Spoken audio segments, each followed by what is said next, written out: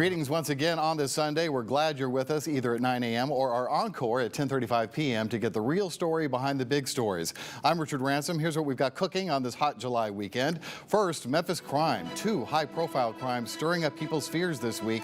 The shocking murder of a surgeon in an exam room and the brazen carjacking of a former school superintendent.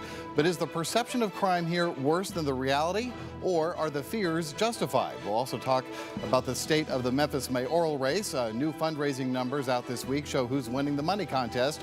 But is there any candidate who can truly capture voter excitement with their vision for our city?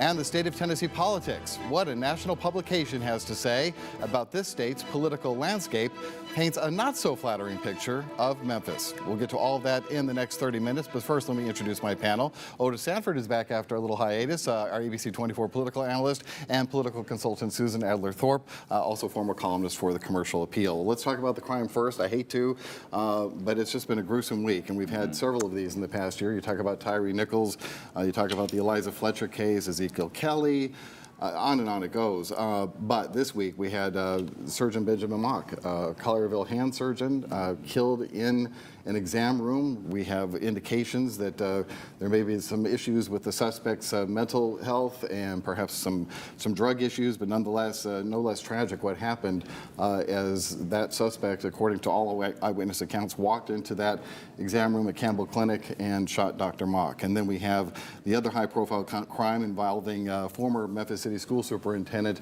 Dr. Carol Johnson. She and her husband, she's also former interim superintendent of Lemoyne-Owen College. She and her husband just pulling off I-40, heading home on the Appling Road exit, and right there they are bumped by a car behind them, and this is turning out to be a fairly popular technique, we understand, where the carjackers bump the car ahead of them. The driver obviously thinks, I've been hit, I need to see what the damage is, maybe exchange information, and then end up being carjacked instead. And we understand an assault rifle was used in this particular carjacking. They're fine, they're safe, but obviously very concerned and scared by what happened. So again, just some eye-opening, high-profile crimes stirring up these fears. And then on the news side, we have the city council passing 3 referendums for voters to take up next year in August, I believe, regarding gun issues. Although this is Nashville, you have the Nashville tourism industry pushing for more legislation on guns. I think that's interesting this week. So all of this happening, and I just wonder, you know, I posed the question at the top of the show, Otis, are these fears justified, or do perceptions meet reality? And what are your thoughts? I think they're clearly justified. You know, I've been around the city a long time, Richard and Susan, and I've always had the thought in my mind that while crime is really troubling and concerning, I never thought crime was crippling for Memphis. I'm beginning to think differently about that now. I think that the crime problem in this city is close to crippling us in terms of the economic growth, in terms of the population growth, in terms of just how people feel about the city, both inside and outside the city limits. And I never thought that way. So yes, I think the perception and reality are pretty much in lockstep right now. And there are a lot of factors. You mentioned the mental health of the man, Mr. Pickens, who shot and killed the doctor. Clearly he had some mental health issues somewhere, and he had also had some criminal involvement in the past with an assault to murder case. How did he get a gun? So there are a lot of things that need to be worked on here, but in terms of that perception, I think we are right on with our perception that Memphis is now a very dangerous city. Yeah, we're not going to solve the crime problem here, obviously. But Susan, to Otis's point, you know, I think about anecdotally, what I'm hearing people saying just down the street, my friends, viewers, just feedback you get, and people are changing their behaviors in ways you've never heard about before. People are shopping in the morning instead of the afternoon. They're not carrying their wallets with them. They just pay for everything with their Cash app on their phone, and that's it. They only want to have their phone on them.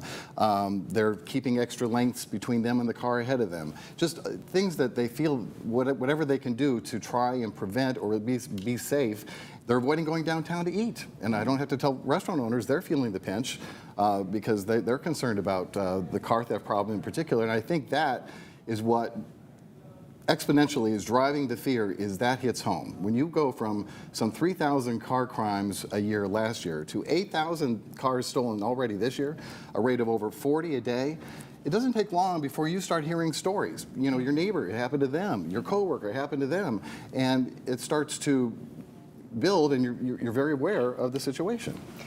Well, let's drive it home. Let's make it closer here, because just before the show started, we were talking about have our habits changed, and I said, yeah, mine have changed. Mine too. I do my shopping in the morning.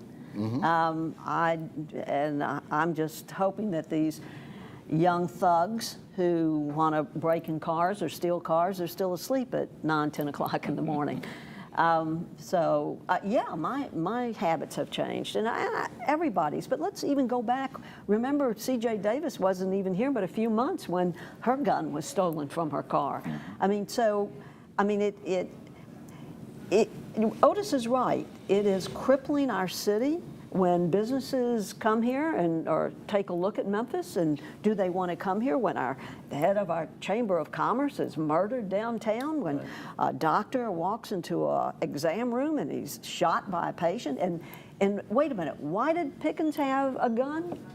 I'll tell you why. We don't have red flag laws in this state. I think the legislature is meeting again, and I believe next month, the special session. Representative Gillespie said to us a couple of weeks ago that he's going to push to get those red flag laws. Good luck. But this is a perfect example of why we need those kind of laws. So it is, yes, a crippling time. It's a scary time in this community. How do you fix it?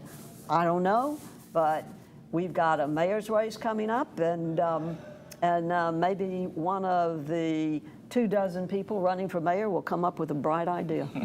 Well, let's talk about the 3 referendums the voters will be deciding, because obviously City Council feels this is at least going to get the conversation going. I know the state legislature is not going to be happy about the city of Memphis once again going rogue and doing its own thing. But the 3 referendums will involve gun permits, whether to outlaw the purchase of assault weapons altogether, and then this mentally disturbed issue that would keep them from having guns if they have any kind of court-ordered, medical procedure. So, do we think they're going to pass, number 1, and do you think they'll have any kind of effect on crime in Memphis, number 2? You first on that. No, they won't pass. I don't.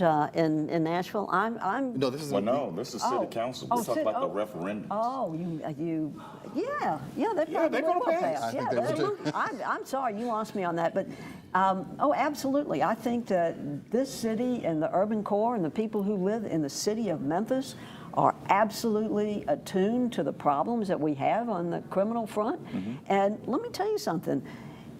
I think that the black community is far more upset about what's going on in the world of crime here than people in the white community, although the white community is very upset because they're affected more by it. And it is when someone in a lower economic situation, and that happens to be true with a lot of folks in the black community, and when they're hit by crime, it's harder to recover. How do you recover a stolen car if you can't afford a new car? How do you recover the damage to a car if you don't have that kind of insurance on your car? It's a terrible problem. How do you leave your home if all you can do is put bars on the windows and the doors because you don't have the option of moving out?